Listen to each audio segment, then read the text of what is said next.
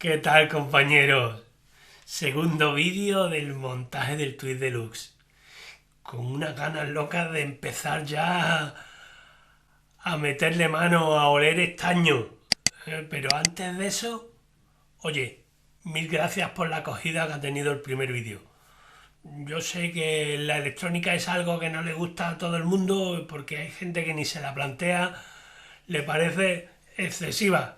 Pero nosotros aquí vamos a crear adeptos porque vamos a hacerla entendible para todo el mundo.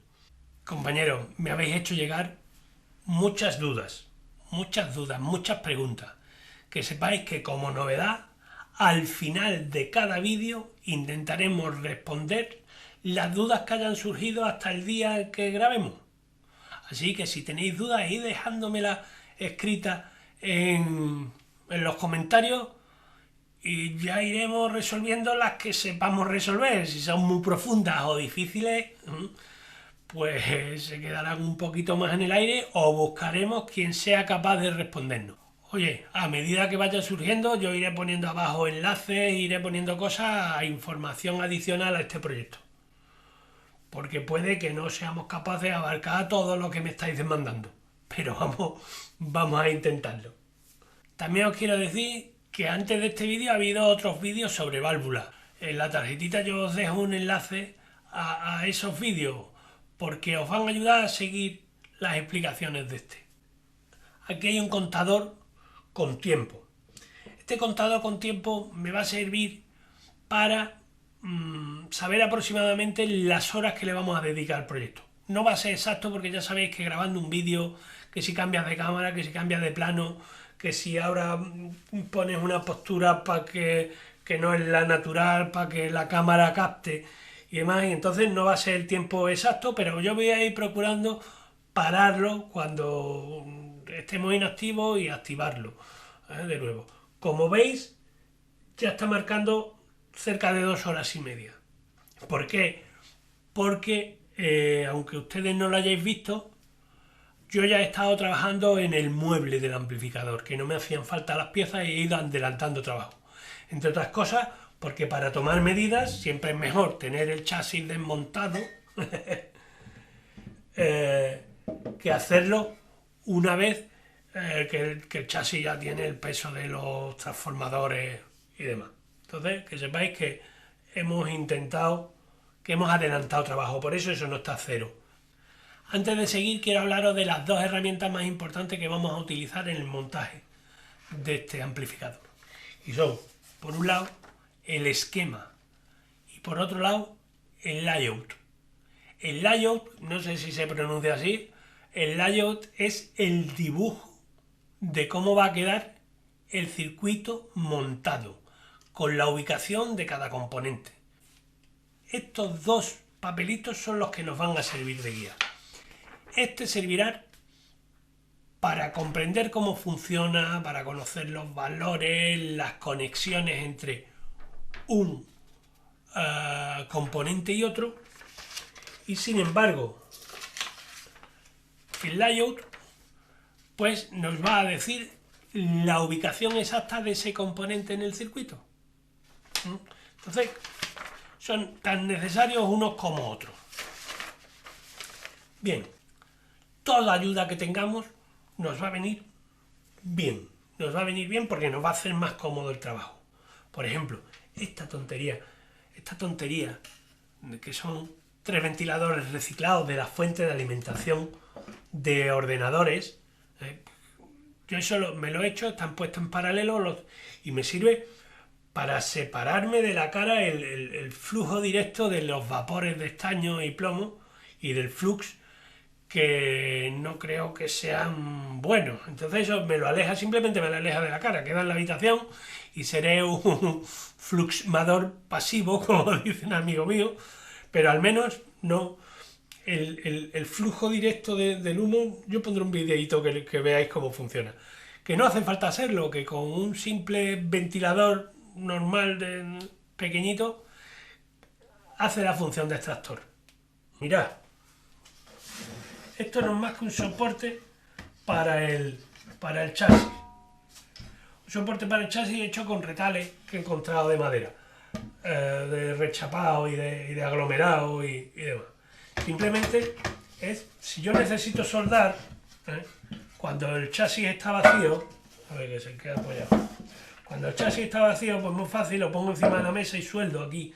Pero una vez que tenga colgando el transformador, pues ya necesito este hueco, y esta herramienta tan tontorrona me permite tenerlo en horizontal, tenerlo en inclinado si quiero soldar o tener acceso a una parte u otra, ya sea aquí o allí. Pero lo más importante es que yo puedo trabajar desde aquí, desde aquí, desde aquí,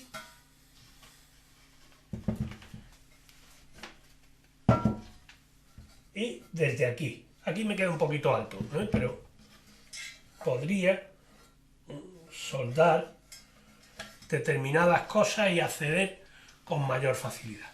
Entonces, eso es una ayuda más, 4 tablas, 2 puntillas y demás. Que sepáis que ayudas todas las que tengamos a nuestro alcance, bien, pero que no son necesarias. Oye, que yo creo que con esto, que lo que tengo ya ganas es de meterme en faena, de soldar y de ponerme al hierro. Pero antes de eso, vamos a explicar bien vamos a analizar bien la parte del esquema que vamos a montar hoy, que es la primera etapa del previo. Vamos a desmenuzarlo de forma que cuando nos pongamos a soldar sepamos lo que estamos haciendo. Y lo vamos a extraer, porque veréis qué curioso, qué cosa más divertida. Verás, oye, qué soluciones, que si analizamos el esquema, incluso los fallos, los errores que cometieron en el diseño, nos pueden resultar súper interesantes. Oye, no olvidaros que al final del vídeo resolveremos las dudas que me hayáis dejado, la lista de materiales, dónde comprar, es todo, cosas técnicas y no tan técnicas. Así que ya está bien. Oye, me voy a poner con esto.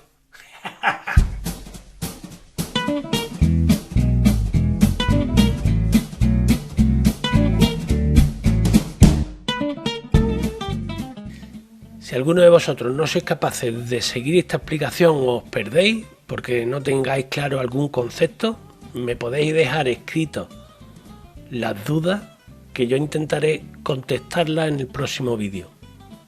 Os comento que quizás para ser capaces de seguir esta explicación debáis ver previamente aquellos vídeos que grabamos sobre cómo funcionan las válvulas, que a mí está hecho sencillito.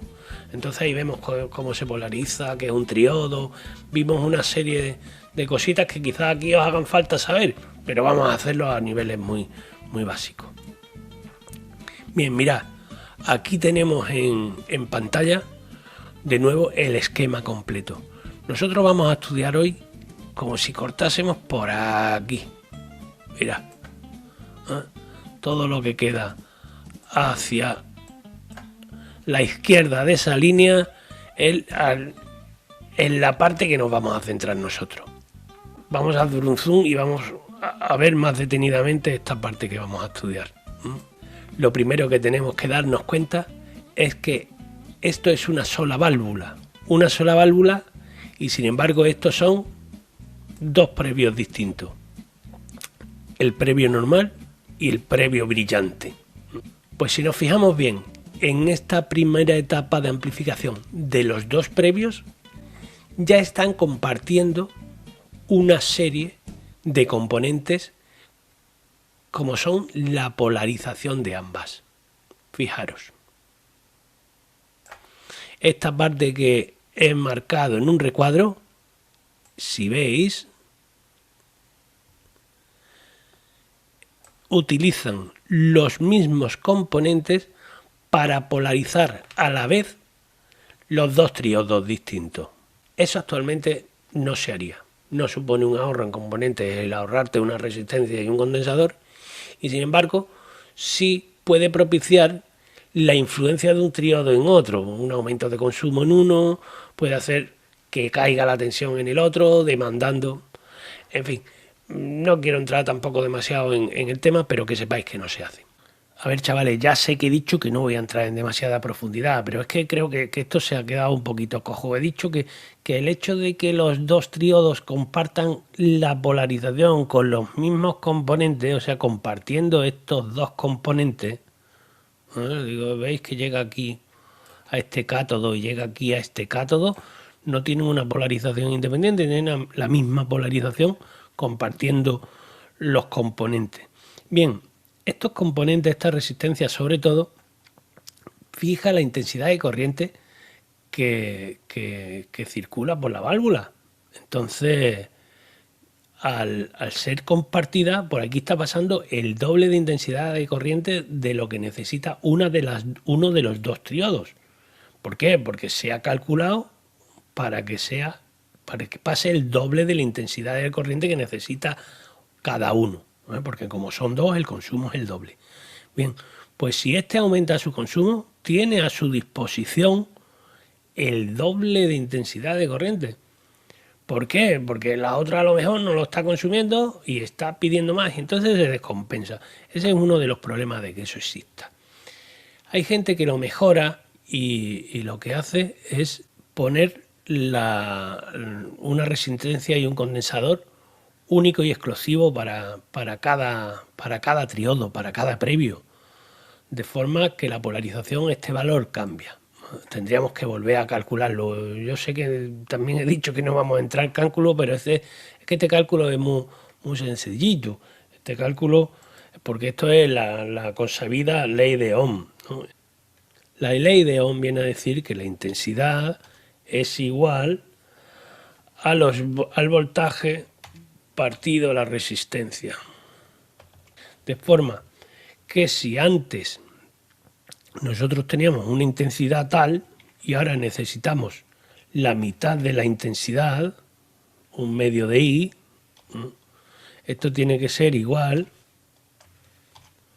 al voltaje, que es el mismo, porque no cambia el voltaje, pero lo tenemos que dividir por el doble de la resistencia, para que la intensidad sea la mitad. Como la intensidad es la mitad, este otro igualdad tendremos que dividirlo por la mitad.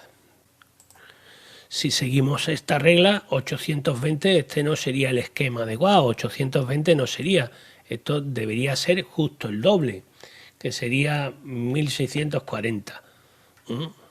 Como este valor no existe entre los valores de las resistencias comerciales, pues se suele poner la resistencia de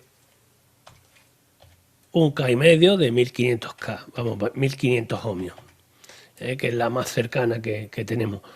Eso si queremos y que vaya un poquito forzado, que no queremos pasarnos, pues no, entonces nos quedamos largos y nos vamos a la de 1800 ohmios, a la de 1,8K. Entonces que sepáis que este cambio existe y es posible. Nosotros no lo vamos a hacer, nosotros vamos a hacer el esquema original. Pero que sepáis que lo que ya vamos a trabajar ahora, que vamos a trabajar con este esquema, vamos a explicar este esquema, donde aparece 820 es porque es una simplificación que he hecho, pero no es 820, sino que esto sería, aunque aparezca aquí único en un triodo, es porque estamos estudiando solo una parte de los dos previos, solo estamos estudiando un previo. Pero que sepáis que esta seguirá siendo compartida, que por eso está aquí 820, porque la comparten los dos triodos. Y ahora seguimos con el vídeo. Vamos a estudiar con detenimiento porque, os digo, este previo es tan curioso que antes de llegar a la válvula, aquí, en la parte de entrada de los jacks, ya tenemos cosas que son súper curiosas, de verdad. Aquí tenemos dos entradas que en teoría parece que son la misma. Parece que son las mismas. Los valores, tanto en la entrada 1 como en la entrada 2 son iguales. Una resistencia de 68, una resistencia de 68, la resistencia de 1 mega que es común, que va a masa, y entonces son prácticamente iguales. pero no funcionan igual. Ya veréis que el hecho de tener esta piececita aquí va a marcar las diferencias. Veréis, la entrada 1 es una entrada que le podemos llamar high, porque es de alta ganancia. Y sin embargo, esta otra se puede llamar low o de baja ganancia. Vamos a ir más rapidito para que no se nos haga esto aburrido, porque esto en realidad es muy divertido y muy curioso y no quiero que os aburráis con esto. Mirad, ¿qué ocurriría si nosotros conectamos el jack a la entrada de alta impedancia? Fijaros, si nosotros entramos aquí,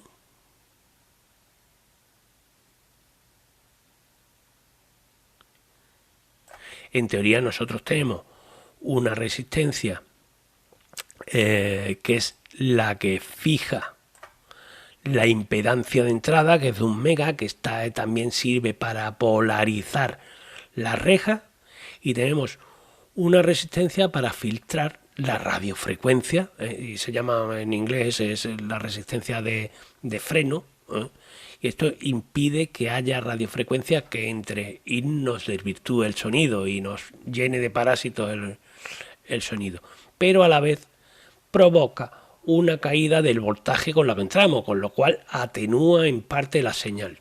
Bien, pues cuando nosotros entramos por aquí, en realidad no entramos por aquí, pero fijaros que es que nosotros tenemos esto también conectado y estas dos resistencias están en paralelo.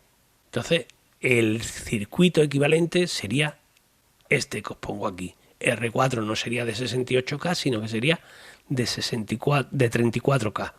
Y toda esta parte que está atenuada no existiría. Y este sería, entonces, el freno, esta resistencia de freno, pues sería la mitad. La diferencia entre la entrada 1 y la entrada 2 es una ganancia de 6 decibelios. Entonces, quiere decir que si yo meto en la entrada 1 al mismo volumen, saco la clavija y lo pongo en la entrada 2 sin modificar el potenciómetro de volumen, es que tengo una pérdida de 6 decibelios aproximadamente. Pero ya veréis que no solo influye en la resistencia esta, es que cuando nosotros entramos por la entrada 2, desconectamos esta parte, ¿vale? Y entramos por aquí, esto ya no existe, ¿eh? Entramos por aquí. Bien, entonces nosotros decimos, bueno, pues igual, en vez de 34K, tenemos 68K, y en vez de 1 mega a masa, tenemos 68K más 1 mega, porque esto está en serie, a masa. Pero esto no funciona así, eso es lo que cree que la gente hace, que esto funciona así. Cuando nosotros entramos por aquí, este punto, fijaros, este punto que está aquí, está unido a masa, con lo cual esta resistencia tiene ambos extremos unidos a masa, y por eso esta parte es como si no existiera, porque si un elemento tiene las dos puntas hechas en masa, puestas en masa, es como cuando hacemos el split coil y anulamos una de las bobinas en una pastilla doble y hacemos el split.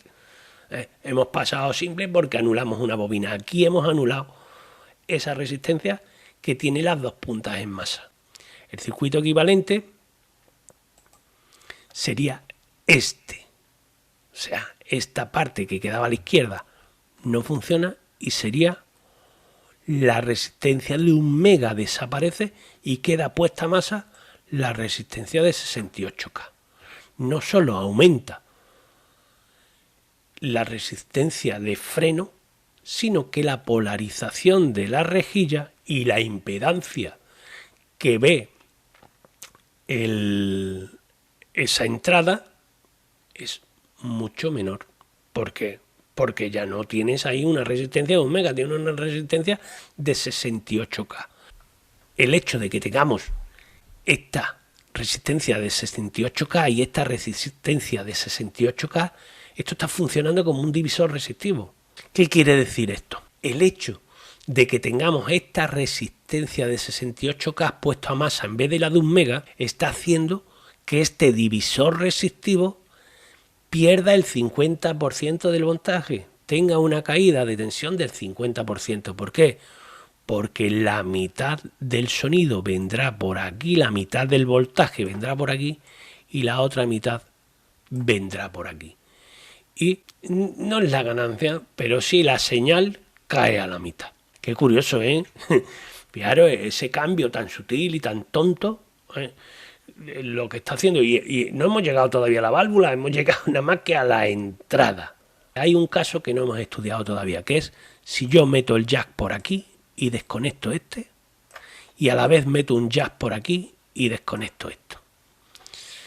Cuando yo enchufo 2 jacks aquí, es cierto que entonces sí funciona como ellos tenían pensado. Porque si yo introduzco un jack aquí, ya estos 2 puntos no están unidos a masa. Entonces el simple hecho de tener un jack conectado a la entrada, aunque no funcione, aunque no tenga señal, hace que este previo funcione distinto y que las 2 entradas sean distintas. Y entonces sigo teniendo la resistencia de polarización, en vez de 1 mega es de un 1,068, que importaría bien poco, y tendríamos un stopper de 68K en vez de 34. Que sepáis que tiene muchas curiosidades. ¿Qué ocurre? Que tal como nosotros manejemos las entradas, podemos tener muchos sonidos distintos. Y nadie lo pensó. Nos aprovechamos de los fallos de diseño para hacer un amplificador con muchas más posibilidades. Esto es la magia y por qué hemos escogido precisamente este amplificador, porque tiene 1000 detallitos como este que vamos a intentar ir conociendo. Bien, y ahora, una vez que hemos visto esto, que yo no quiero alargarme más, aunque yo considero que esta es la parte interesante, la parte bonita de este proyecto, vamos a soldar componentes y vamos a soldar los componentes de estos previos.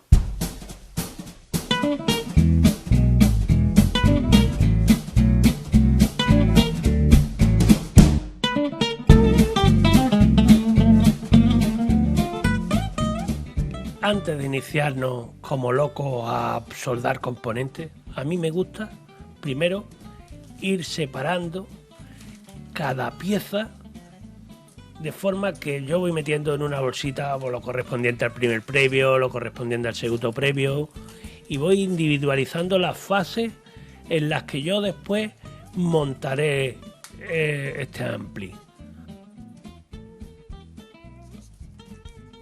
Tengo el previo 1, tengo el previo 2, tengo la primera etapa de amplificación hecha, la segunda inversora, el stack de tono. Voy separándolos poquito a poco según me va conveniendo y para aclarar.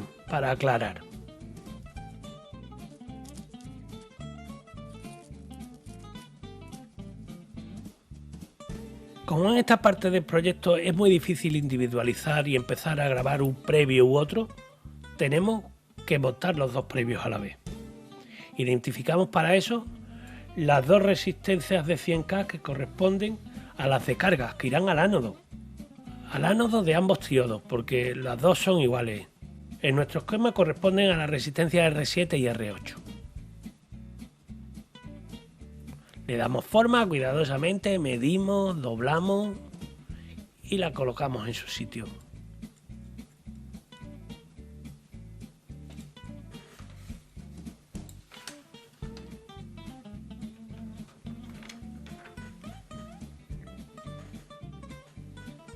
Lo siguiente que vamos a colocar en la placa es la resistencia de cátodo y el condensador de VEPA. Recordad que C1, al tratarse de un condensador polarizado, tiene su posición en la placa y tenemos que respetarla. No podemos confundir el positivo con el negativo.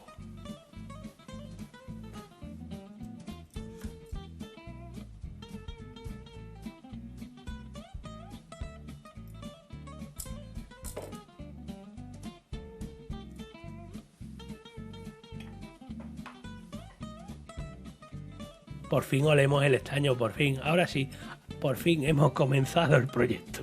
Ya iba siendo hora.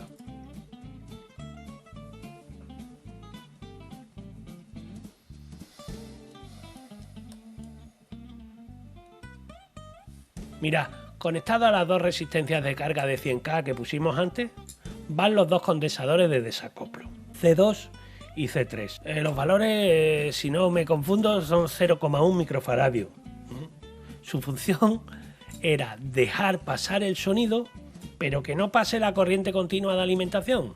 Por eso se llama condensador de desacoplo. Yo tengo la precaución de dejar la leyenda mirando hacia arriba, que quede invisible cuando lo suelde. El resultado sonoro es el mismo, pero si hay una avería, y esto lo ve un técnico, me lo agradecerá, porque verá los valores con un simple vistazo. No me cuesta trabajo, si los pongo boca abajo es información que pierde y algo de trabajo que le añado al que venga detrás mía. Poquito a poco, sin prisa, vamos haciendo toda la soldadura.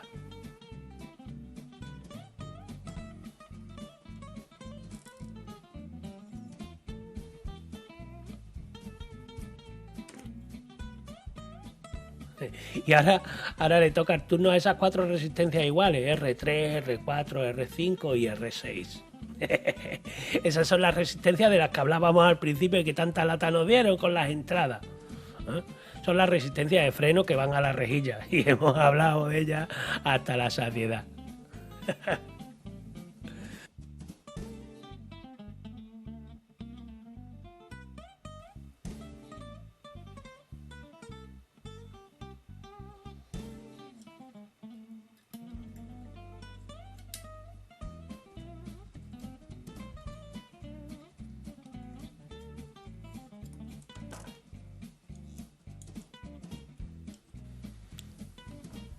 Buen pulso, paciencia, buena letra y no dejar pasar una soldadura mal hecha.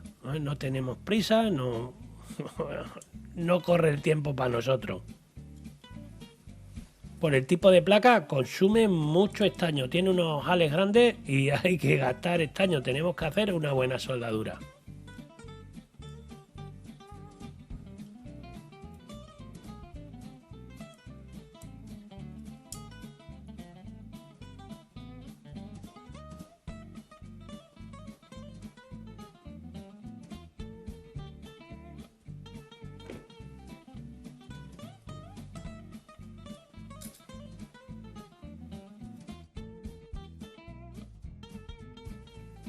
Este proceso ya lo hemos visto, son otras dos resistencias exactamente iguales.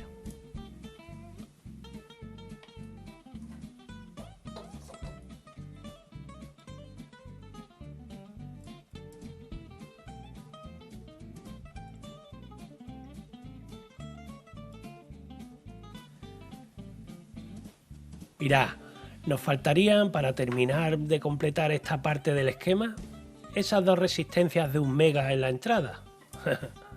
Pero eso es que no van soldadas en la PCB, sino que van directamente soldadas en los jacks de entrada. Por eso no están aquí. Ya las soldaremos. No os preocupéis, no se olvidan. Terminando, cortando los pines que sobresalen de abajo.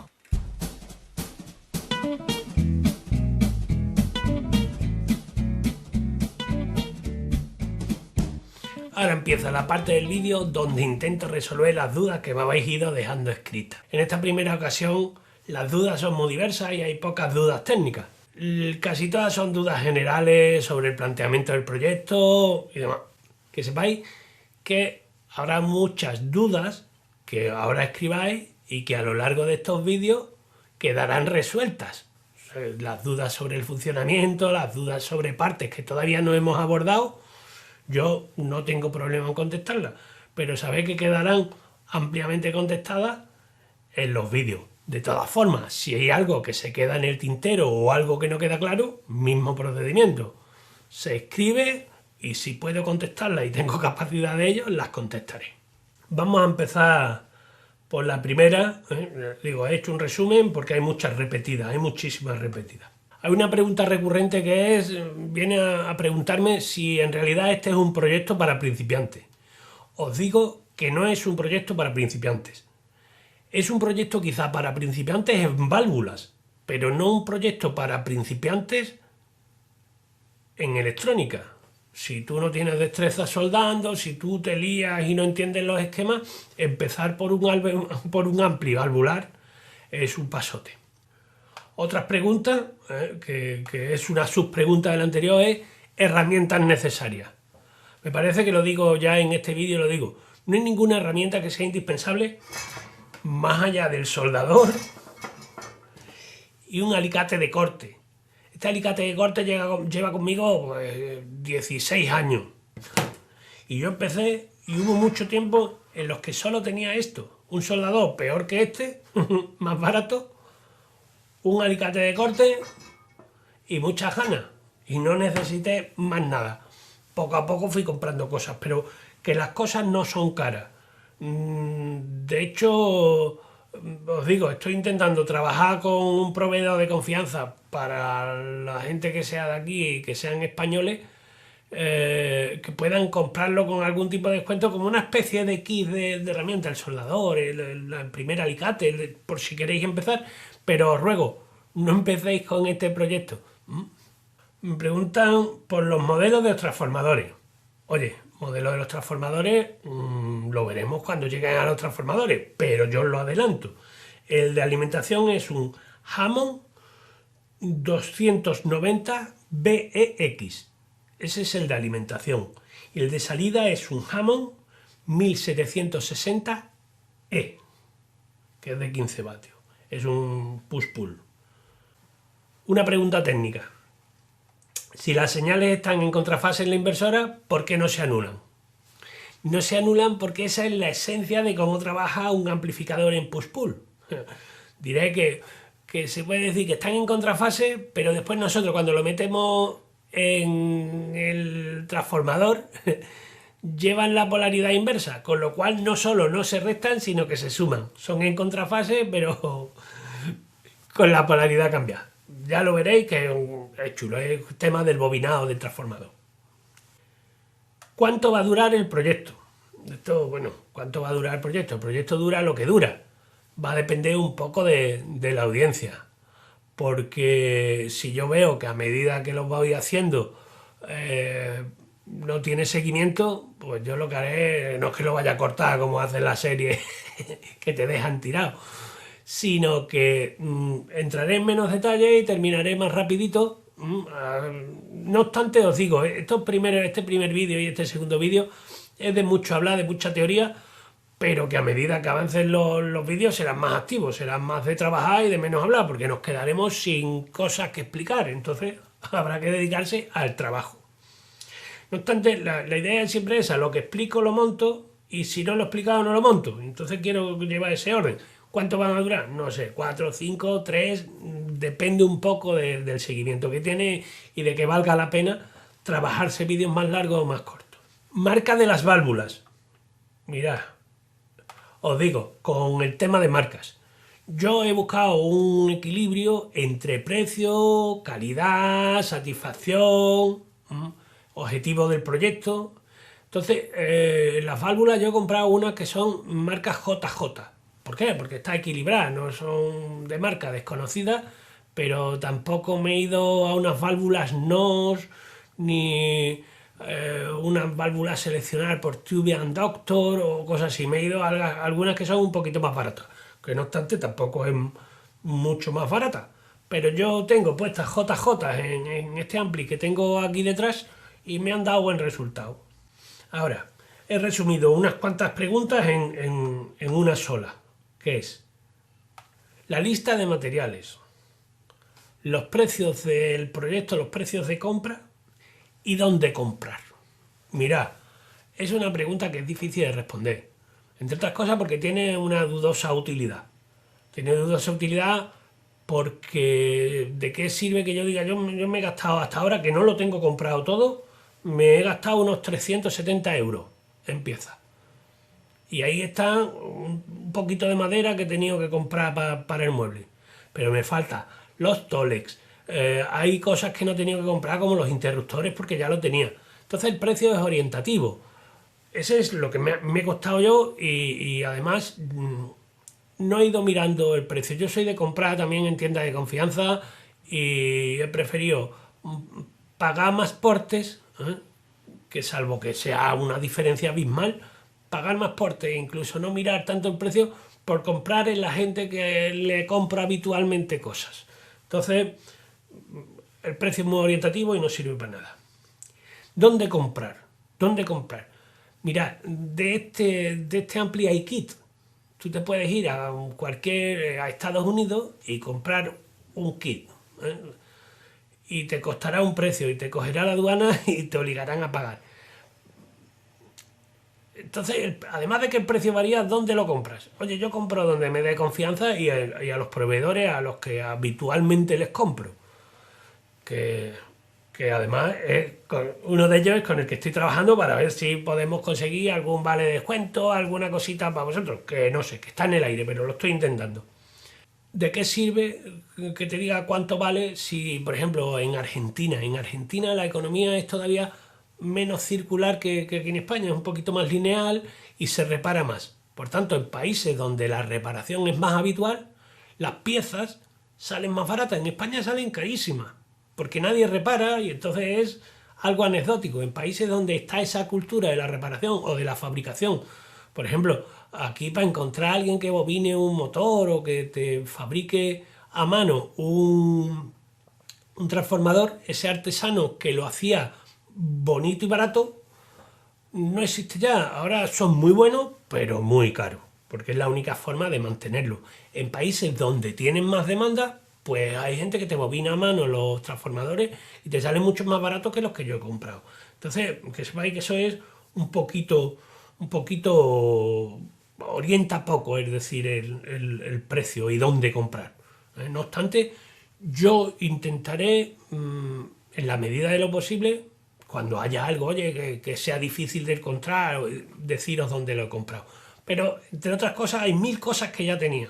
Porque como yo trasteo con esto, pues interruptores, las luces, el portafusible, cosas que en definitiva después van sumando la factura, esas ya las tenía.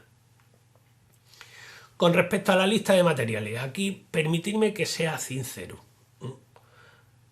De verdad, tú necesitas conocer el esquema. Y la mejor forma de conocer el esquema es ver cuáles son los componentes. Si no me preguntas a mí la lista de materiales, te estoy ahorrando un trabajo que después te tienes que tomar. Que a mí no me importa ponerla, pero que yo la lista de materiales he cogido el esquema y he ido tachando y apuntando. Entonces he ido sabiendo cuál es cada pieza. Forma parte del proceso de aprendizaje. Si a ti eso te lía o se te hace un mundo, este no es tu proyecto. ¿Por qué? Porque tú te tienes que manejar con valores y tienes que identificarlo. Si yo te la doy hecha y tú vas y le pasas el PDF al de la tienda y el de la tienda te lo da, después te da un manejo de componentes que no conoces.